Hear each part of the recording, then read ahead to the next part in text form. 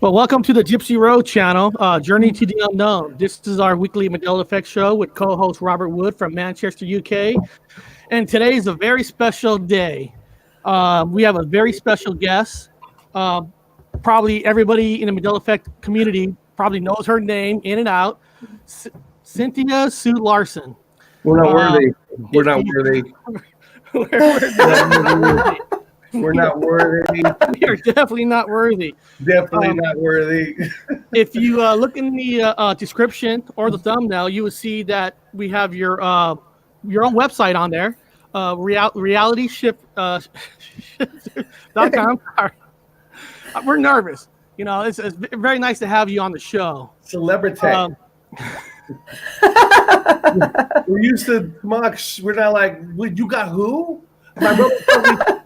I'm not joking. Here's the real story. So my brother's like, I'm trying to find somebody for the show, and he says, "Hey, Cynthia Sue Larson. She said she replied," and I go, "Well, wait, what?"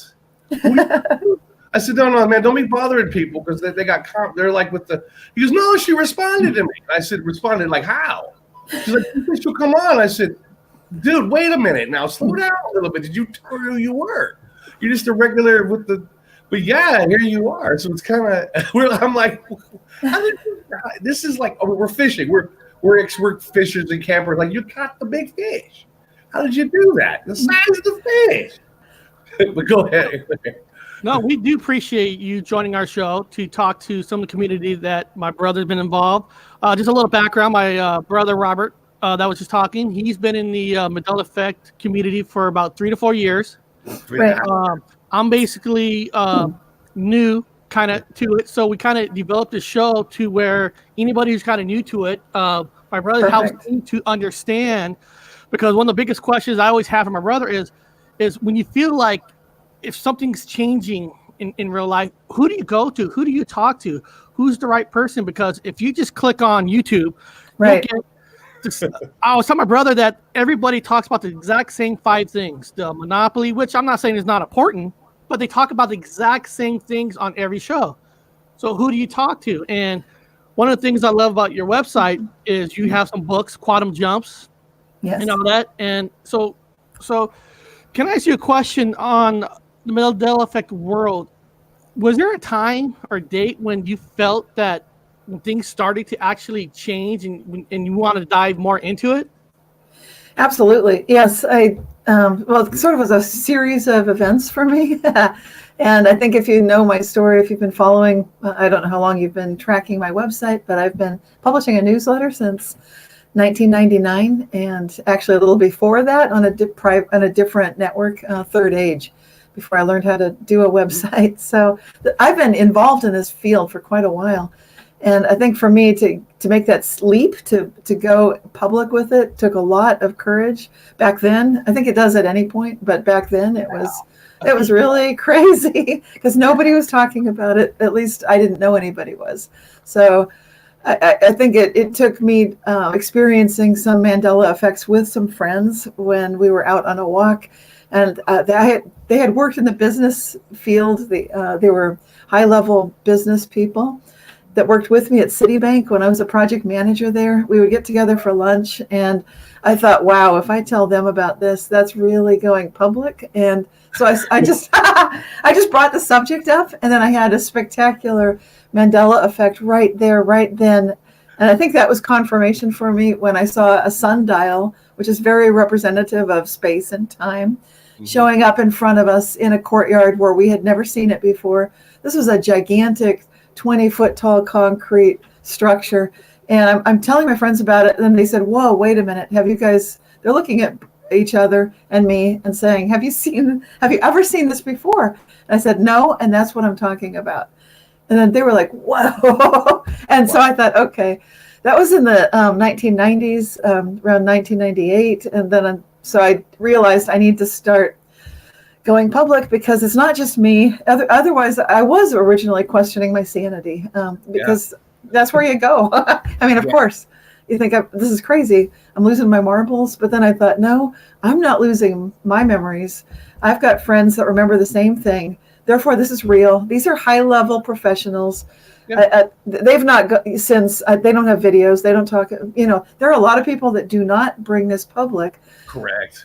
So. Correct. Yeah, you're a trailblazer. I call it a trailblazer. There's a few trailblazers out there. It's difficult. Yes.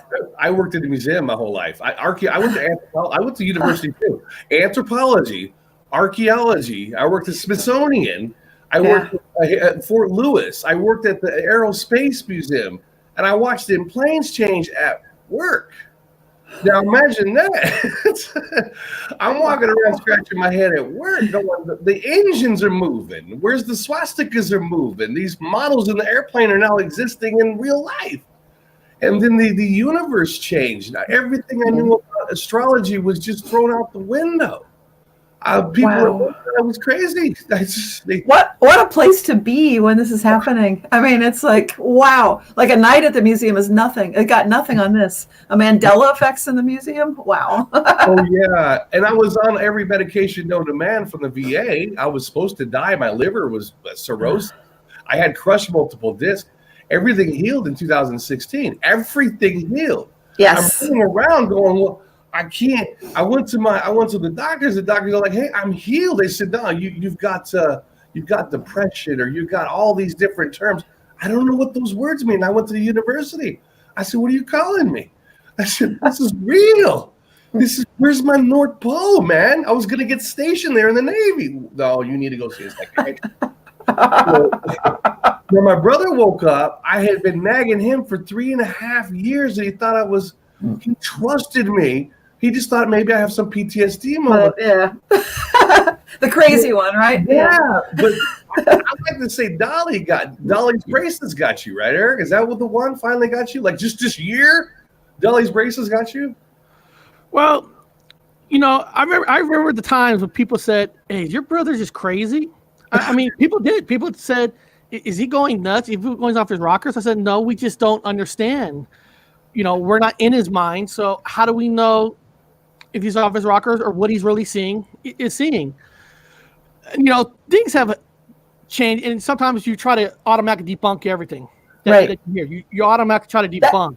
That's where we all start. I want people that are watching to really know that, because we do start there, all three of us. Yeah. Sure. I mean, there's some things that me and Bob talked about. We debunked, like the Star Wars Silver Leg, that kind of stuff. But when he asked me that question about in the movie James Bond, where Jaws has the metal teeth, and when he was talking to that girl, the reason they fall in love because when she opened her mouth, she had gold braces.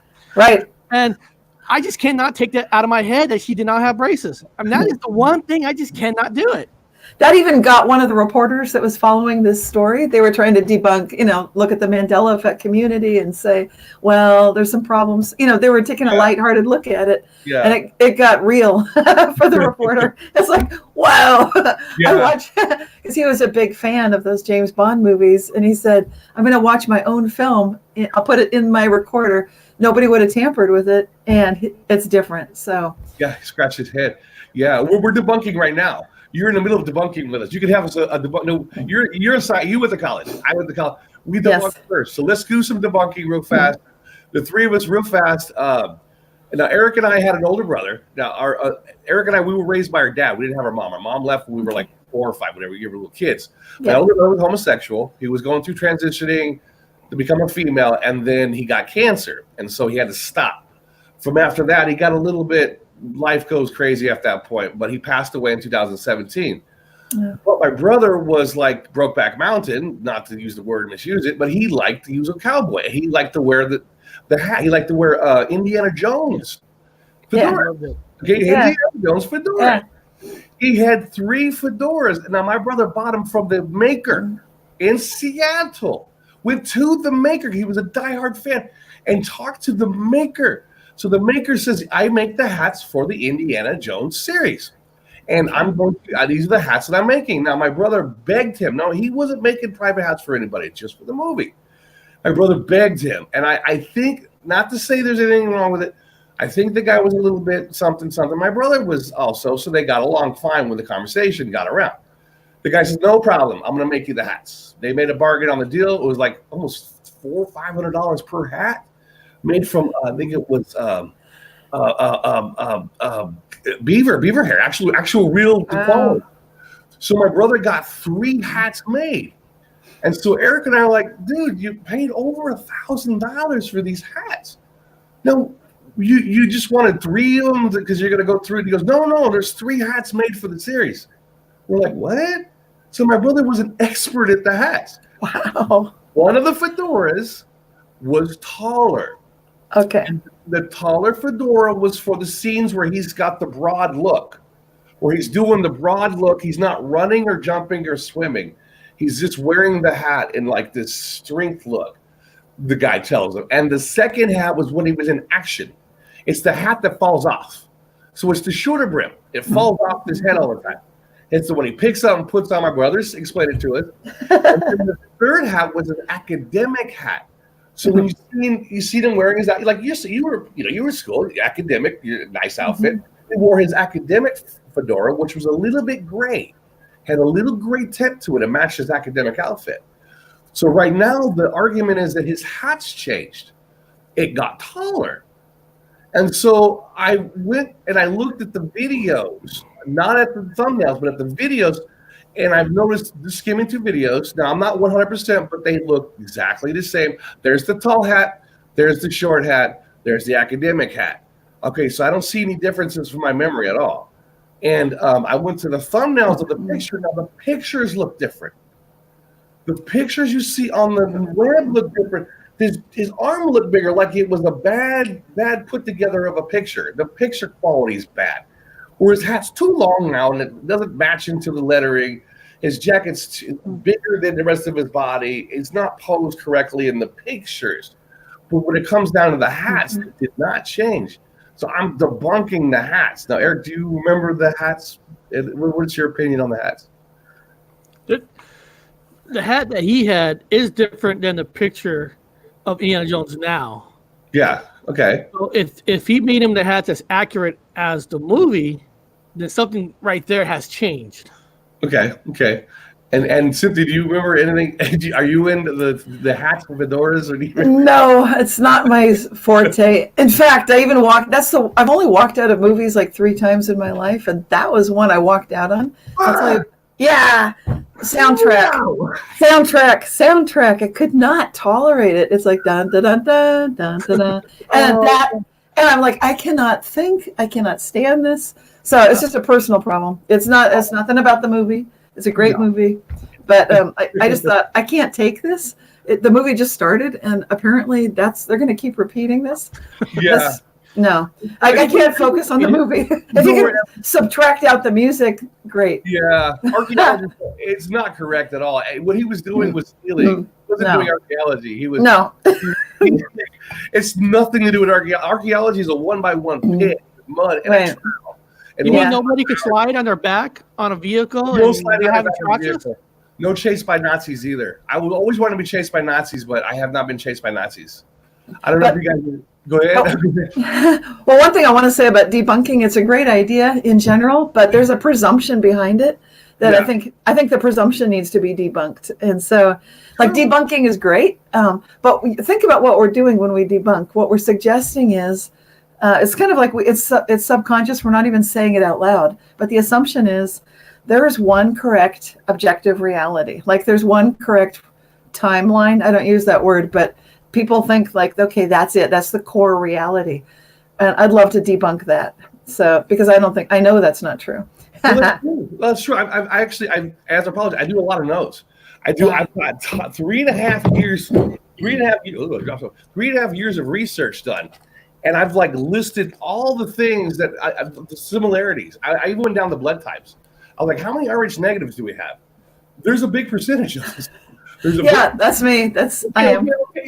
Okay, good. Right there. There's a large percentage of Rh negatives. Also, there's a percentage of Rh negative carriers. They're positives, but they carry the allele. They carry the gene. Black or white. I was like talking to people and said, and they're like, yeah, my mom was. Whoa. And then there's another layer B. Oh yeah, my dad was. Oh, and I even had people say so far back that they know 100% that they had a grandmother or a grandfather. But 100% down the line, they all had carriers of the Rh negative gene. So I was like, is this an antenna? Is this like an antenna? Because I know every Rh negative that I know woke up, every one of them. So I'm like, Wow. yeah, no, this is just my notes. Now you're educated, so you're like take your notes like, hey, Robert Woodson. Yeah. Asked a lot of people for 3.5 years. And they've all seemed to have something of it, or they're aware of it. Like you said, there's no one core, but they're aware of things. They're alive. They're aware, like you said. Now, I'm making a rather bold statement, so you know how that works. You need to back it up. So what I'd love to do is back it up with the observation of some scientific laboratory results. Yeah, oh gosh, I know. From this year, 2019, hot off the press. It should have been the news story of the year. It should be on Time. Yeah, it should be. It's huge because what I'm referring to is the work of some scientists at the University of Edinburgh, Scotland, and University of Vienna, Austria, and they were looking at that double slit experiment. You know, the one where you got a photon is firing through the apparatus, and it goes through double slits, and depending on where you put the observational device, you get either a particle splat on the screen or a wave distribution pattern, like pebbles falling in a pond. Okay, so what they did, and I'll just make it short, they showed without a doubt that they can have two observers at the same exact time, same exact place, observing two verifiable truths that are real, but they're different at the same place, at the same time. Really? That should be, that's the news story of 2019 right there. That's huge. And what it does to debunking in general is, well, there's no right. There's no wrong there. Yeah, there's no right or wrong. Yes. No, they're correct. That would be right there. It's that debunks the debunking. Right. Which is okay. For me, that's what you're supposed to do, is debunk the debunking. I saw people, I've actually known people with the effect. Now, I know people with the effect. This is the crazy part. With the effect that we've had a day together. We've had like the day together. We spent the day together. And then we spent another day together. And I bring up a subject of what we talked about, and the other person remembers it differently.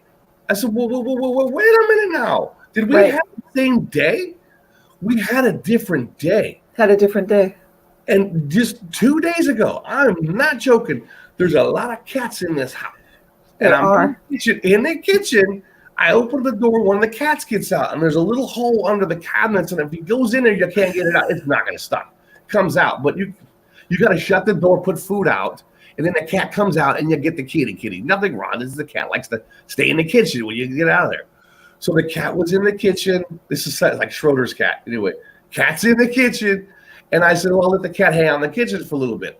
So I get up. I go in the kitchen. I open the door. I said, come on, kitty. Now, I can't be playing this game. And I got where the hell did that cat go? No, the cat was in the kitchen. So I'm looking. I swear to God, I'm looking for the cat. And I go, don't you tell me. I open the door, and the cat's in the back room. Right. I said, no, man. No, I'm not having this day. I'm not having this day. The cat was in the bedroom and never come out. And you got a teleporting, bilocating cat. Yes. And this is very quantum. This is stuff that I've been experiencing for more than 20 years. Wow. So, yeah. You're not like this yet. You're not putting a white jacket. You don't have a white coat. No. And the reason I accepted the invitation to talk to you guys today, well, I didn't know why, but this is the book I'm writing. I've been working on it 1 month. It's huge. It's over 100 pages. I've never written a book this fast, but and it's not done. It's not going to be done in a month or two. That's time's moving fast. It's moving fast. This is Mandela Effect Society, a manual for humanity's great awakening. Wow. And I've got a Facebook page for it, so I'll be sharing news as it starts coming out and getting closer. But this is exactly what I'll be talking about, because then I heard from Eric, like, oh, we'll be talking about the community, the Mandela Effect community. That's the key. That's the key. Yeah. Fighting. I know. I started a lot of it. But we had a lot of fighting, but a lot of people are getting along now. It's getting there. It just took a little while because you had a lot of happy come latelys come in and come out, and I debunked them. They were shills. Literally found out these people were paid, so they were coming in and coming out. They were coming in and trying to mess things up. part of organizations, and I know about because I was in the military special operations, so I know about these groups. Yeah. So I know where they come from, and I know how they talk, and I can actually tell how they dress if they're local or not. When I say local, I mean they're not awake with the effect. However, they're just angry at other people that have it, and they want to come in and poke fun of it. And by mocking or pretending to have it and then changing it and then trying to start a new trend where it changed. Yeah. I was like, that's man, it ain't happening. Let's talk about that, because all of us who have YouTube channels, you can actually keep the comments, and I don't mind people that have a different point of view. I'll keep those. What I do delete and what I do block are people that show contempt and disrespect, because that's not okay. So that's it. They can have different opinions, great. Yeah. But as soon as they start dissing or showing contempt for anybody, myself or whoever I'm talking with, that's it. So that's like, nope. I agree. Yeah. That's what we always talked about, that an open community, just talk about it.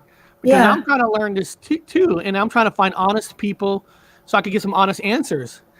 You know, I was actually watching one of your videos. What was intriguing is the time travel talk. Yes. It was so intriguing because when you think of time travel, no offense, we think of Back to the Future, machines, going through time, changing things. But the time travel you're talking about is actually in here. Right. And you have to believe it. Right. And you make sense where no matter what, we're all time traveling because we're all moving forward. And this happens to us all the time. I mean, we even notice some strange anomalies in time. We tend to brush it off, like we do a lot of these Mandela effects that are personal. But at some point, you hit a point, hopefully, where you start accepting something is happening. This is real. Yeah. Like we're talking about, if somebody has to get to work and they're like 20 minutes behind, and you really have to use this. You just can't say be there like a button, like an app, and it won't happen. Right. You really have to want it and believe in it to make it work. Do you believe that some people have used it and changed some things in the past that we now see that's different? I think we're all doing that. All of the spontaneous remissions. May I call you Bob? I don't know if you're Rob. Okay. Yeah, I haven't heard Bob from a girl in a long time. That's kind of cool. She's like Robert. Robert is like an authoritative, like Robert. Oh God, I got to lower it a little bit. But Bob makes me sit tall. Oh, thank God. Let's do it. So Bob has had these amazing experiences with, I would call it spontaneous remission, is what it sounds like, and. When you look at spontaneous remission cases, the Institute of Noetic Sciences has done a huge, massive, study of the studies, like a meta study. And what they're showing, it basically looks like retrocausality is occurring, because there will be lots of cases where you and others wish for your health. Like right now, I would wish that you had those spontaneous remissions. This is me today, 2019, way after the fact, wishing like Bob had better be here. I need Bob here. I need to hear about this. I need your participation. I need your light. And here you are. So it's all the people like myself and everybody else who cares about you. And there's a huge bunch of us. We do have the power to retroactively, if you will, select a different reality at those points where you went from one possible you to another, because who you really are is not the physical body. It's your consciousness, your energy, your wave function, if you will. My tattoos changed. I got 2 tattoos that changed, which is really cool. Wow. Yeah, I got a heart. I got a heart here and a dagger, and then I got thorns around it now, and I've got actual blood dripping from it. It's like, and I'm showing people, look, when did you get that retouched? I said, I did not get this retouched. I said, there is blood coming. There's like drippings. I got the dagger. Everything's real clear. And then here I've got a symbol I had a long time ago as a kid. It was an Ankh. Okay, so it's a simple Ankh. I'm a kid with an Ankh. Big deal. Yeah. But now you might answer this question. I don't know what this is. Now it's the top circle. The top circle is completely round, not Ankh shaped, like the Ankh shape, like a tear shape. It's round. It's got the top cross, but now it's got a bottom cross. It's got a line. So it's got 2 lines, one big line and one little line at the bottom. And I'm looking at it, and a lady in the sidebar goes, "That's Venus." I go, "Why do I got Venus? What's Venus doing here?" Now, where is it located? Is it near your heart by chance? Where the heart used to be. Right. Where the heart used to be. So it's right over where the heart used to be on the left side, a little bit further over than it used to be, but on the left side right here. Well, we had a big talk about that at the conference in Idaho. Two of our presenters, that all the videos are going to be up for free. You can see everything. That would be look for Shane Robinson. And maybe he put his talk already up, so you might see a preview of similar. And then the other one is Lauren Cannell, and both of them talk about returning to the intuitive, the feminine. So it's not about becoming girly man. It's not like that. No, you're still a man, but you get the benefit of the intuition and the benefit of thinking in that extraordinary nonlinear way. Yeah. And so instead of thinking like, this is my day, I've got it all planned. We froze. There we go. We froze. Oh, am I back? Yeah, you're back. Okay. We always have a lecture. When we get two of us together with energy, we freeze things. So you're good. You're good. You're freezing, which is kind of cool. No, yeah. So that was it. Yeah. The sacred feminine, because to add to it, to add the science of it, I have to go science. I studied the limbic system in the brain. The limbic system, the brain change. Brain change. And I talked about this in my earlier show. The limbic system, a male's limbic system used to be smaller than a female's back on, well, wherever you want to come from. Sagittarius arm, when I was back in college. That way. The limbic system for a male was smaller than a female's, and females were larger because a male could step on a flower and a female says, don't step on the flower, it's beautiful. That's just how, because they have nurturing, they have children. And but in this place, the limbic system is now equally large with the females. A male is large, if not larger than the females. It's called, and it's got a horned shape to it now. It's called the horned hippocampus. The horned, I go, wow, horned hippocampus. There's been no horn. So now the human brain it's called the oh my gosh hippocampus. And I'm an anthropologist. I go, I've never heard of a horned hippocampus. I have to check that out because I worked with as a gentleman who's now passed away at UC Berkeley, the great late Walter Freeman. He's the son. He's the son of the guy that was doing lobotomies. So he's not the evil scientist. He's his son. Not that anyone's evil, but But this is the good Walter Freeman who was doing research on the hippocampus, and he was working with all sorts of animals. So I'm going to check that out because he writes about societies of brains and the fact that when you get three of us together, like what we're doing right now, we're actually changing each other. We're changing reality, and he gets deep into that stuff. It's so cool. It's like the field energy around each of us. But go ahead. I didn't mean to interrupt. Got excited. You'll love it because now the men's are larger than the females, and the females used to be larger than the men's. And then everyone's getting down on the homosexuals and people that are more feminine for males. I go, don't get down on them. No, I'm looking at not just them as a I'm going to put them down as a culture thing. I'm looking at the science behind it, and I'm actually seeing the larger hippocampus, the horn hippocampus. That's where they're born. They're born this way. They're born softer, kinder. I don't mind walking up to a person that's gay because they're not going to kick my ass. right. They're going to be a nice person. I don't mind the large horn hippocampus. I really don't. I think the improvements. I see improvements in the brain. I see a lot of improvements in people. Yeah. I like them better. I do too. And I noticed even sociopaths have empathy now. And when I saw that, my jaw dropped. I was like, when did this happen? If they got it, all they have to do is switch it on. Like, what? When did this happen? And it's always been that way. Like, really? It's getting better. The bodies are getting better. They're getting better. Guys are getting less crazy. Wow. They're a little stronger, a little more feminine, a little more protective of themselves, a little more equally strength for themselves than other females. It's balancing itself out pretty nicely. We're getting cures for things like Alzheimer's. I did a workshop in the Middle East. I was invited to come to Kuwait to give a talk and workshop, full day workshop. People were beautiful. We get so many biases about Muslims and people of other faiths, but it's ridiculous. When you meet the people, then you see they're beautiful, every bit as good as any of the best Christians. I do Ramadan. I do Ramadan every year. I started in 2016. I do Ramadan every year. Starting in 2016, I do the fasting period. It's difficult, but it's really good for you. It resets the clock. Then gosh! The rest of the year, I get fat rest of the year. Then I go back to the Ramadan, and I lose it all, and I do all the reconditioning again. Wow! Everybody do it. Everyone should do it. That's intense. That's really good. Yeah, but what I was going to say is, when I was there, this was the year I think 2014, and they were talking about, one of the people was saying, it was the same thing we're talking about. If retrocausality works, if you can change the past, this beautiful woman was asking me, how can I help my mother? She's got Alzheimer's. Is that doable? And I said, yes, anything's doable because you can take a condition like Alzheimer's. And I just postulated to the whole group. I said, let's just imagine there is a cure for it. It's been out for a while. It always existed. And now we've got something. So I said that, went back home to California. About a week later, hardly any time had gone by at all. I just something pops up in my news feed, and it's about this well-known cure for Alzheimer's. I'm like, what?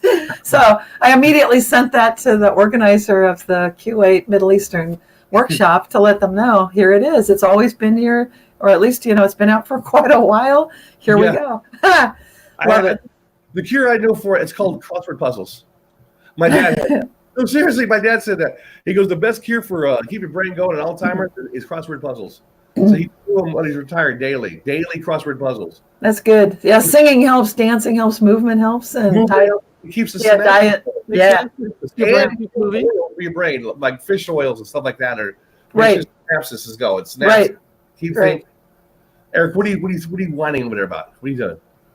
What am I? What? I'm joking. I was waiting for Eric to say something. No, the conference thing you're talking about, is this conference thing happens like once a year, or is this something where a conference changes state?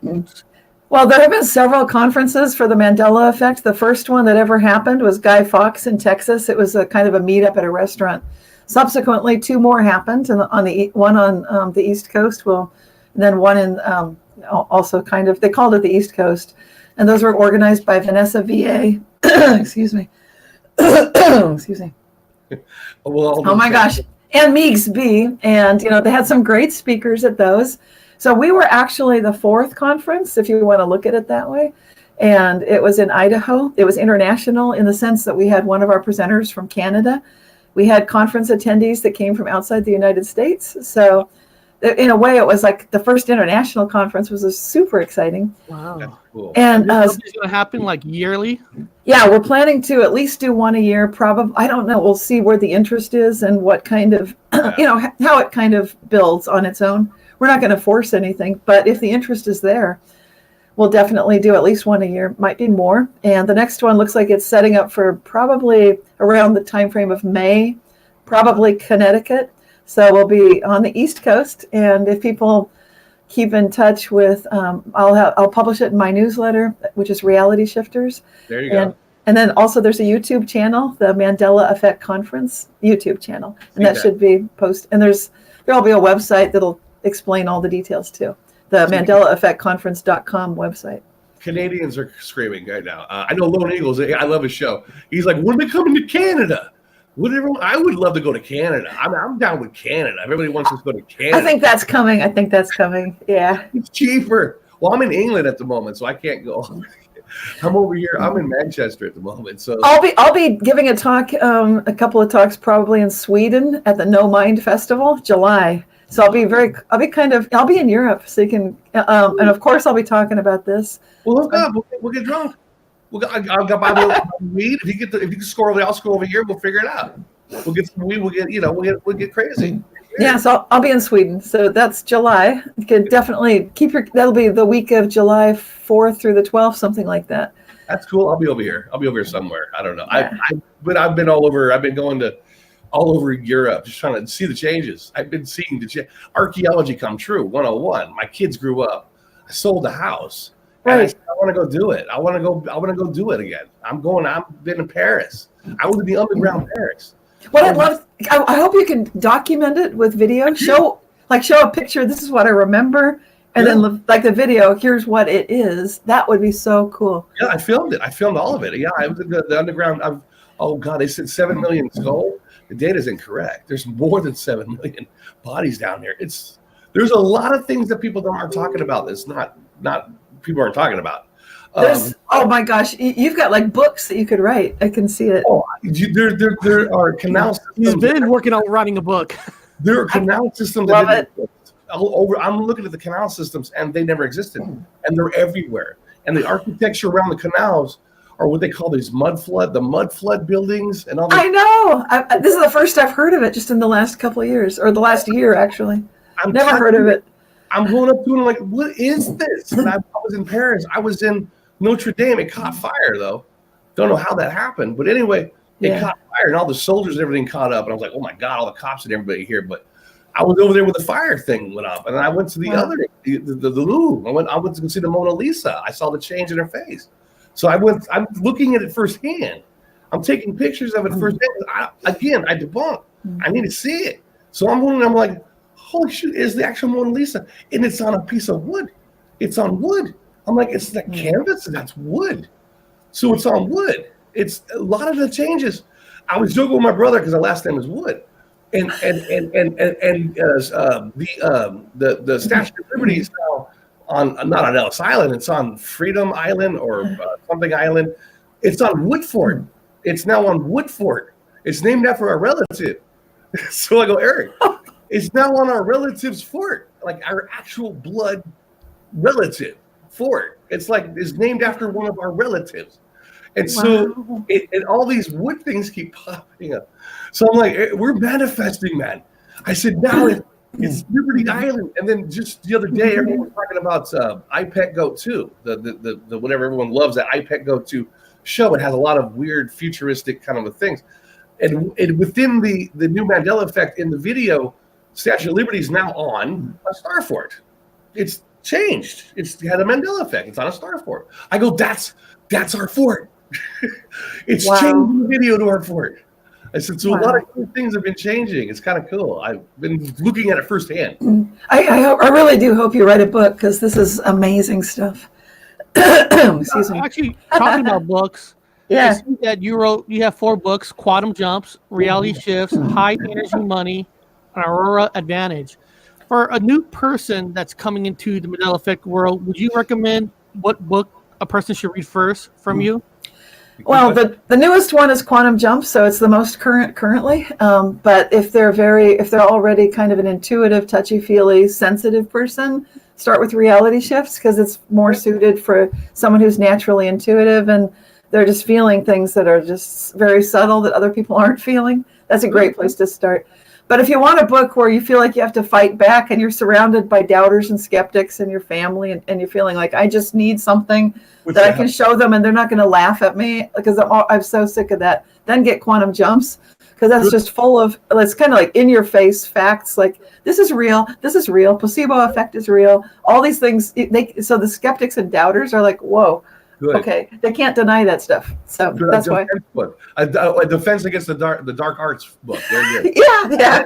Really, use the defense against the dark arts book, guys. Read this one, because that's what we're facing. I mean, that's what we're facing. I was attacked. I was actually I debunk. I don't believe. I was an atheist. I fought. Now I'm not a Christian, but I believe in a God because I talk to God. Yeah. And I was attacked by something that doesn't exist. I had a bright red handprint on my leg. It was burned in my leg. It would not stop stinging for like a week. Right. And I was down in this person's basement, and I was literally doing one of my shows. But I do satire because I help narcotics. My thing is strictly get people off narcotics. I do some Mandela Effect, mostly entertain, and just get people that are detoxing something to watch while they're detoxing. And I'm a jokester. But I'm in this in England. I'm in this basement. And when it was over, my leg was burning.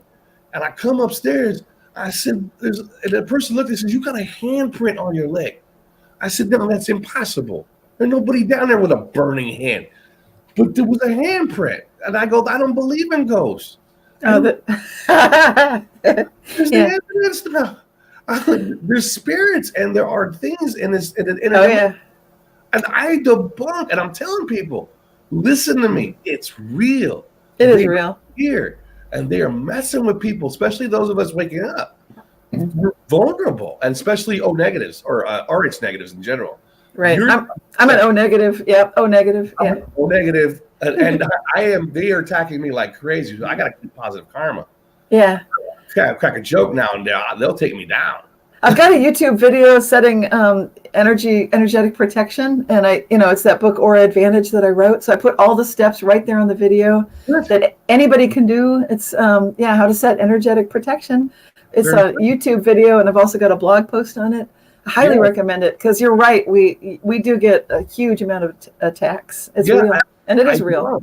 Nice about your channel.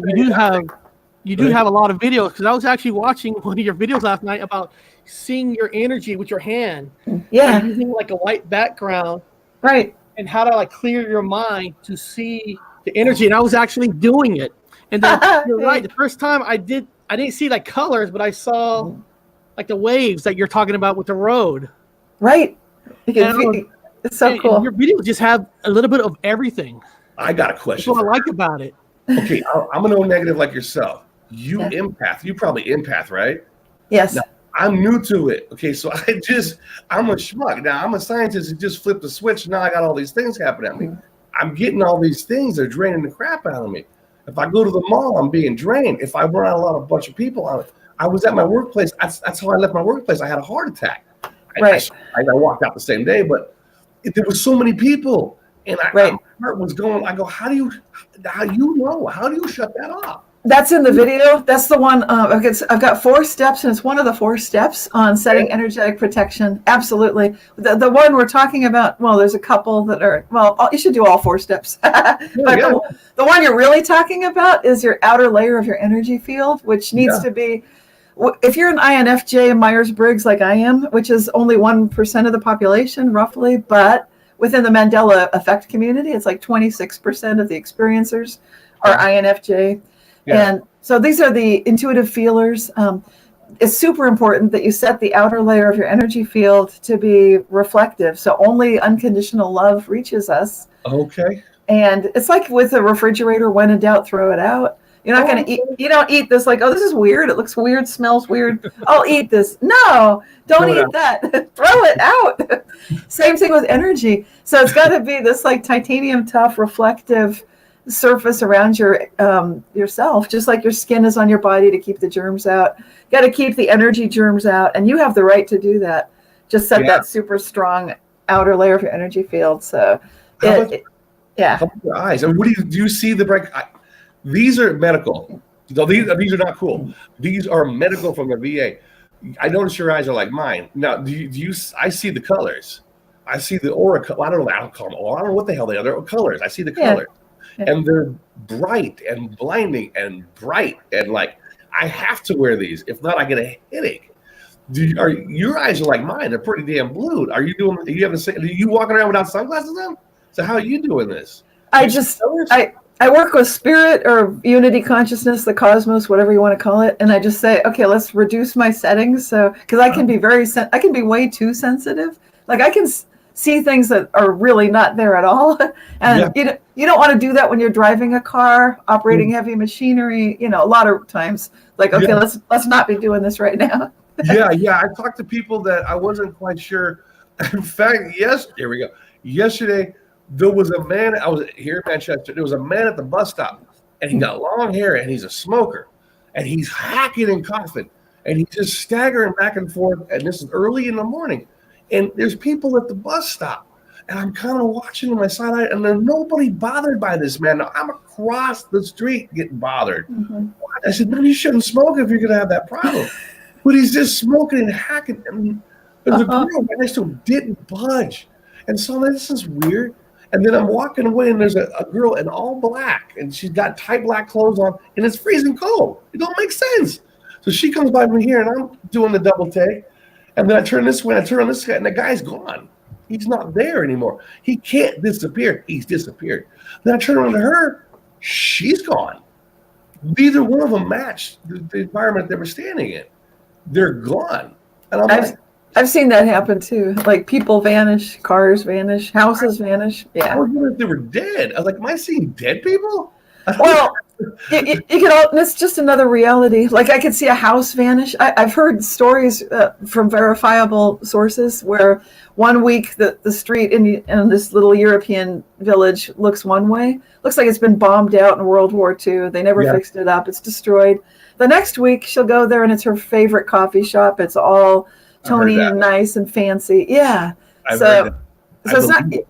So we don't need to fixate on people are dead. It's because I know a lot of people go there, like we all died in 2012 or whatever. Yeah. I don't believe that. Well, I don't. There was a guy I talked to though in 2016 when I first woke up. It was around just after June. I was talking to a guy who oddly watched me at the museum, must have watched a video tour of mine. I only had some new videos. Just recently started doing them. I figured he was a whack job, but he come up to me and this man says, he started talking about Mandela effect stuff. I said, oh, wow, the first human being I've met ever who's talking Mandela. I was thrilled. He was an engineer, and he said he worked on the dams and some of the bridges, but mostly dams. And he said he worked on the dams with the white hats. He said they were cutting. He said they were making poor decisions on the dams. I said, are you telling me this weird stuff? And this was in 2015. Yeah, I bet he was a friendly guy. And he's like toothless in the front. And so anyway, he goes away. He also says that we got a meteor to hit us in 2016 sometime. I'm like, oh, sure. Okay, old timer. I believe you. Okay. So whatever, time goes forward and those storms were coming in. And I was hearing these dams were getting overflowed and were getting shut down. And some of them were cracking. And I kept thinking back, that old guy. I remember that guy talking about the dams. I was thinking, now I was like, was that guy alive? Was that guy just a real person with the Mandela effect? So I don't know. I'm experiencing like you guys, but at a much later date, just getting a grip on it. At least you got an instruction manual to help people out.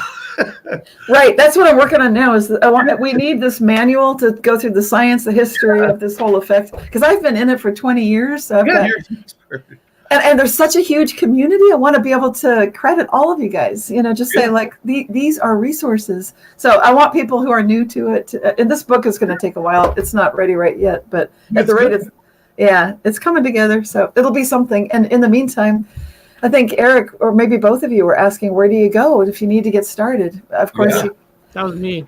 Yeah, because one of the conference presenters at this conference we just had in Idaho, that's Shane of Unbiased on the Fence. He's got a whole series of videos for someone new to the effect. I do recommend them. I've watched them myself. So that's a great starting place. If you, yeah, I'll put that in the description so people can find it.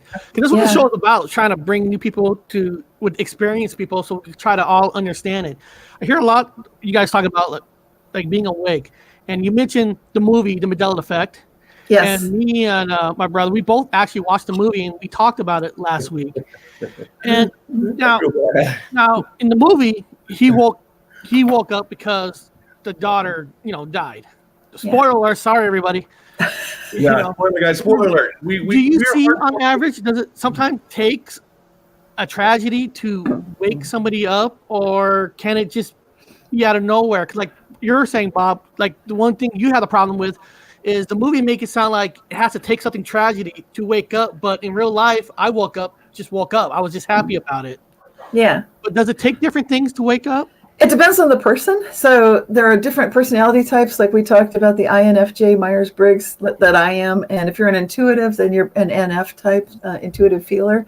So that would be, you probably go through a different kind of awakening process, but every person is very individual. So it could be that you need a flip-flop experience to have, like Dark Wolf's, he talks about that, Jerry, on his channel, Dark Wolf's Den on YouTube.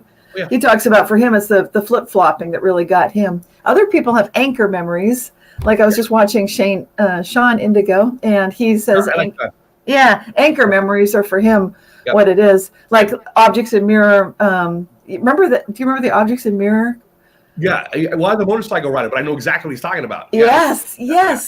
And it used to be maybe closer than they appear. Now it's R. When you've got that anchor memory, like, well, wait a minute. Or like Dolly's braces in Moonraker, the James Bond movie. I'm an anchor guy. That's why I tell people, look, if you got an anchor, if you're feeling just keep it anchored. Keep it anchored. Make sure it's 100% that for like you and your mom and your dad were laughing about a certain thing.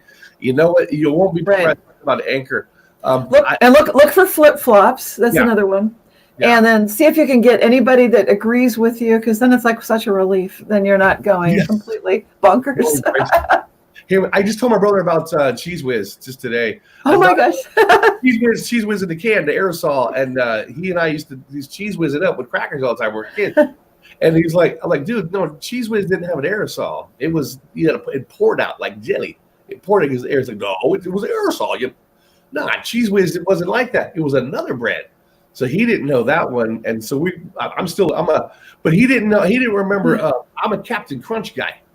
I used to eat Captain Crunch out of a box. I love Captain Crunch. Right. So I asked him, I said, "You remember Captain Crunch?" And he goes, "Captain."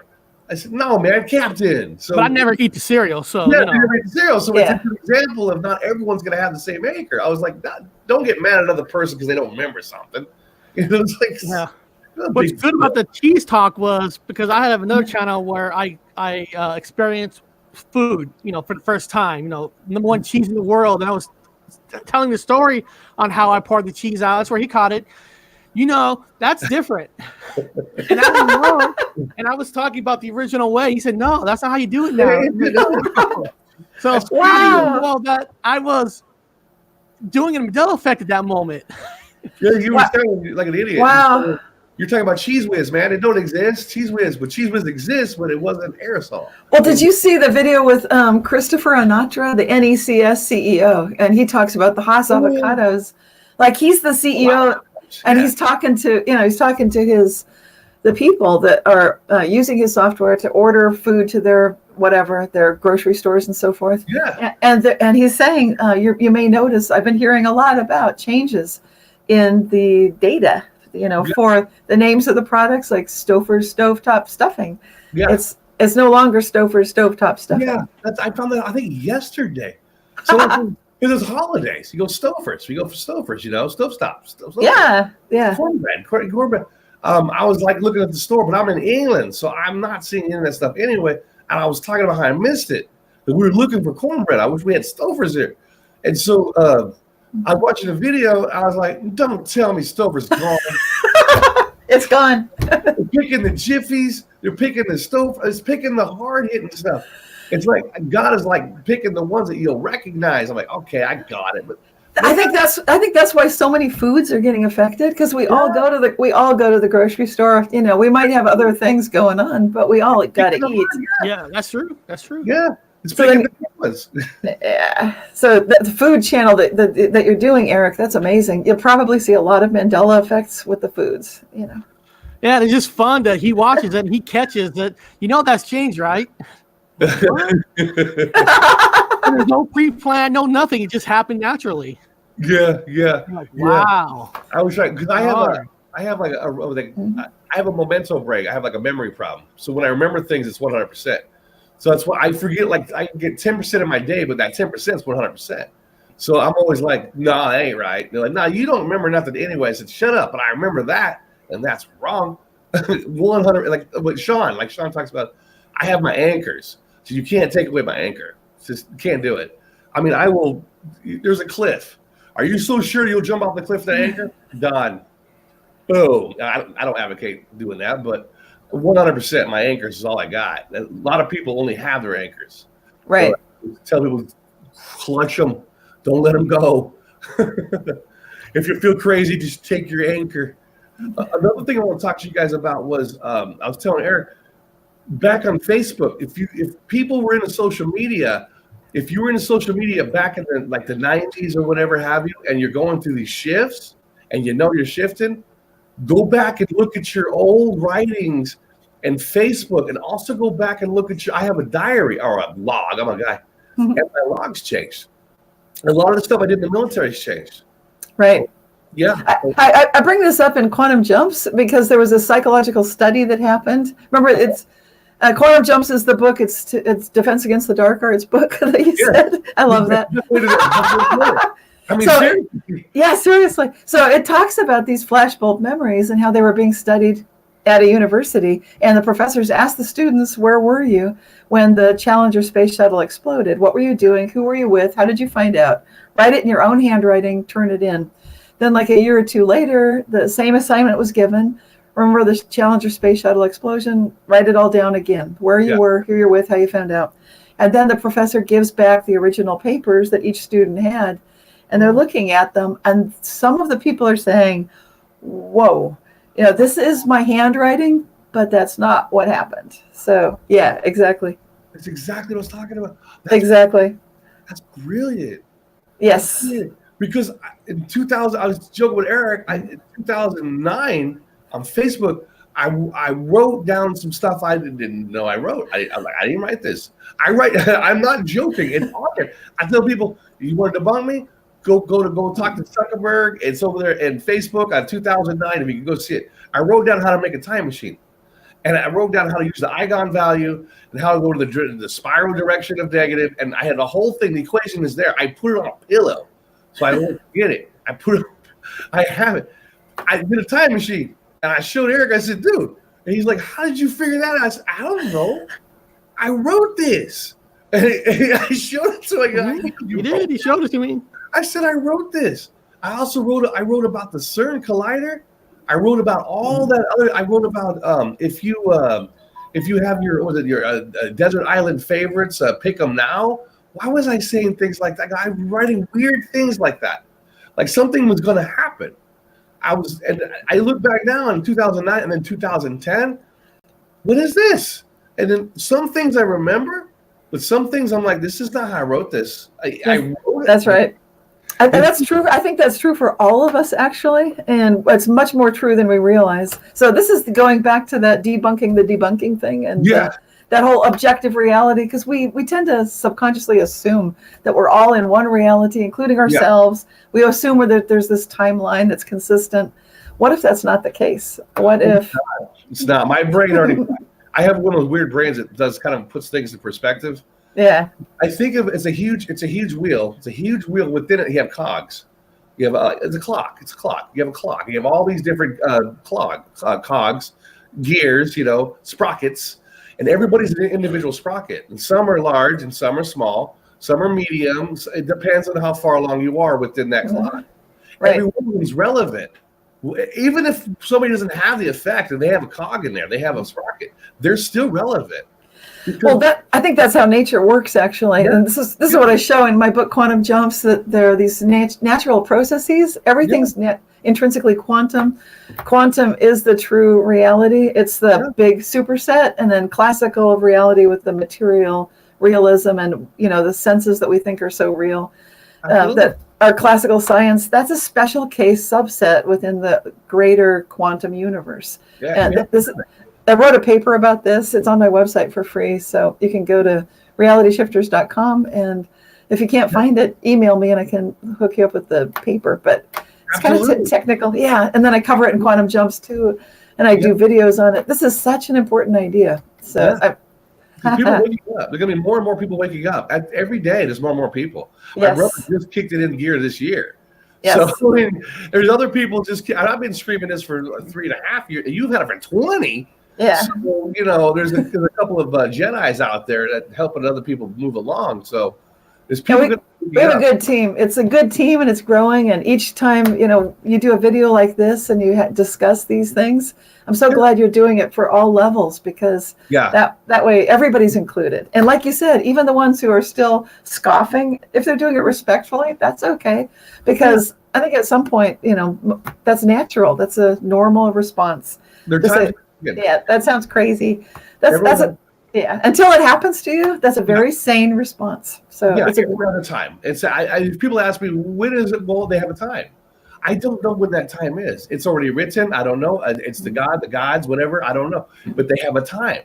It wasn't their time yet. So I know people, it's just not their time yet. And all of a sudden, out of the blue, hey man, remember what you were saying about a year and a half ago? You just now got it in your head. It's just all of a sudden, they were at that one place at that one time, and this one mathematical whatever saw one thing, and this makes sense. Yeah, about time, and so it was their time to get it, and then they start, because people ask me, why aren't everybody waking up? I said, well, I'll tell you why. Because if I have my appendix and rupture, I don't want that doctor waking up. I said, I want that doctor to be a local. I want him to know the local anatomy. I don't want to get a Mandela affected doctor. I said, I want that new doctor that's from this place. So some people need to stay asleep. My preference is to work with people that do that they are affected, because they're going to move through realities more readily with me. And if you're doing that, how good can it get thing? I love that. So then we're like, let's go. Oh yeah. I'm waiting for something big to happen. I'm waiting for the Pillsbury Doughboy to come walk down the road. Well, I know we hit an hour. I don't want to keep you on if you have to leave. I don't know how much time you have left.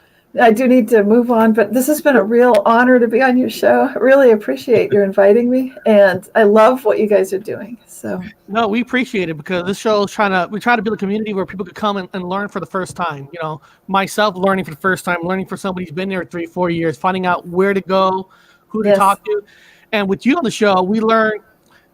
Going to your website has so much great information, and the books and the videos, learning about energy is just fantastic. The Jedi level. And we do this every Tuesday, 10:30, and you're welcome back anytime. Thank you so much. Yeah. So, well, we both I don't want to keep you on any longer. We very appreciate this. Like he said in the beginning of the show, we're not worthy. We're not worthy. We're not worthy. You're so funny. We're not worthy. So, well, thank you very much. Thank you. You guys are great. Take care. Have a nice day. Bye. You too. Bye-bye.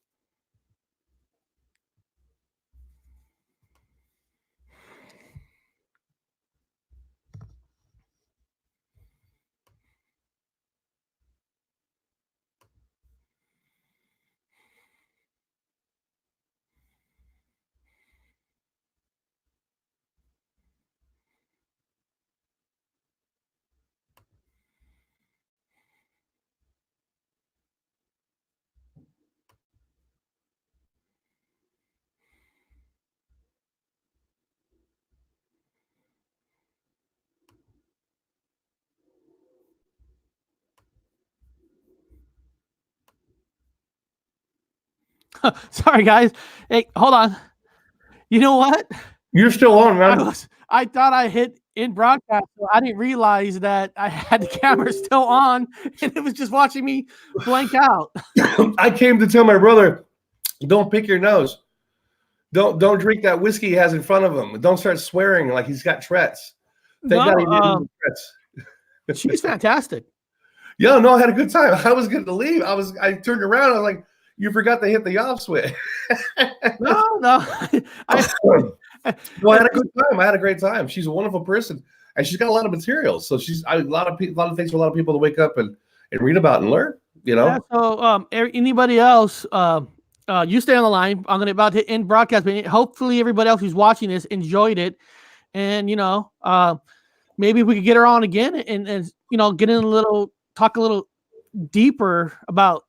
Because the time when I watch your videos about the time travel, it's so intriguing because making things changes. And if you think about just like our life alone, we had a lot of death experience. Oh, yeah. You went off the cliff, I had a lot. I got hit by cars and flew out of a car as a baby, but that's kind of a deeper stuff. But maybe one day we could get her back, and everybody else who's been watching this, who is going to watch this, we're going to try to get more guests. Just like her, do you remember that name she recommended? Maybe I'll rewatch the video. She recommends a name as a good starting person to discuss Mandela Effect with. I think I'm trying to find that name and see if I can get that person. Yeah, Shane from Unbiased on the Fence. Shane, yes. Maybe I can. It could happen. I mean, she said in her book that she's writing that she had to be on this call. That's good. So, everybody, thanks for watching, and you stay on the line, and hopefully we can do more things like this.